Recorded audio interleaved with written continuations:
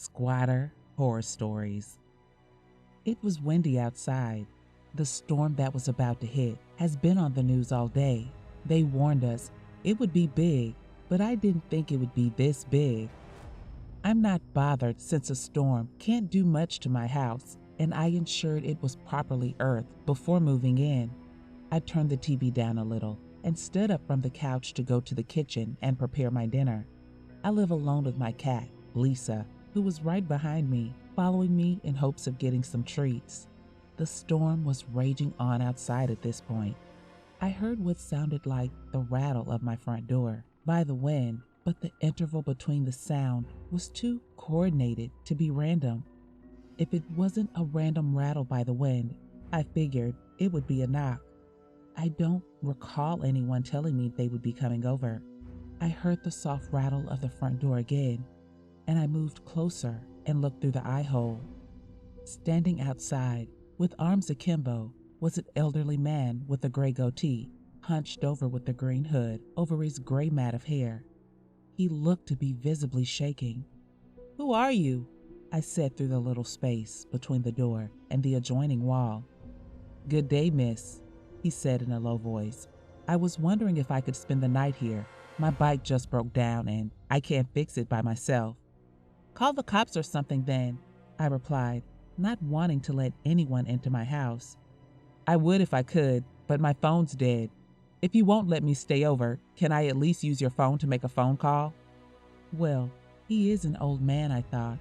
I guess there's no harm in extending out a helping hand. "All right, fine. You can come in, make your call, and stay till the cops arrive." I undid the locks and opened the door. The sheer force of the wind almost knocked me back, and a little part of me wondered how the old man was able to stand outside for so long in this storm. The old man walked in, and I struggled to close the door. I finally got it closed, and I fastened the locks. "Can I get some tea or coffee first, please?" he asked. "Yeah, let me make some for you. Then you can call the cops."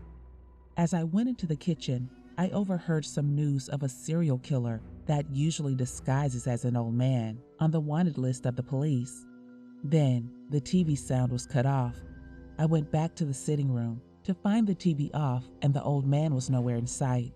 I hastened to reach out to my phone, which was on the couch, and call the cops when I felt a strong pull on my hair. "Don't even think about it," the old man said with a much deeper and clearer voice. At this point, I realized he was the serial killer the news guys were talking about, and he definitely wasn't an old man.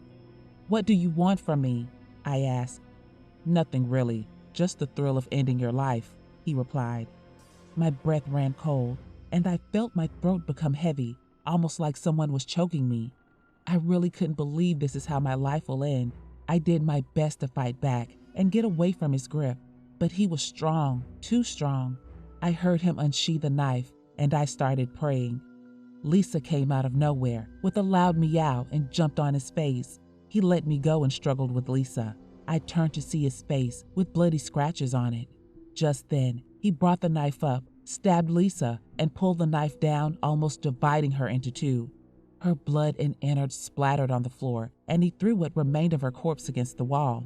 "Annoying piece of shit," he said, rubbing his sleeves against his face. I ran towards my phone again. This time I got it and dialed 911. I felt his hand grab my hair and yank it backward, and I dropped my phone in the process. I used this momentum, putting everything I had into my shoulder. I brought my elbow down against his face. He staggered back, tripped, and fell, hitting his head. He lay there, unconscious, as I rushed to my phone. I saw there was no service and my call hadn't gone through. I picked it up and then felt some heat on my side. I looked down to see a knife handle sticking out of my side and some blood dripping. He pulled out the knife and stabbed me again, pulled it out one more time and stabbed me again. My head was ringing and I fell to the floor with tears rolling down my cheeks. The last thing I saw was a hooded figure walking away, leaving a blood trail as darkness slowly took over my vision.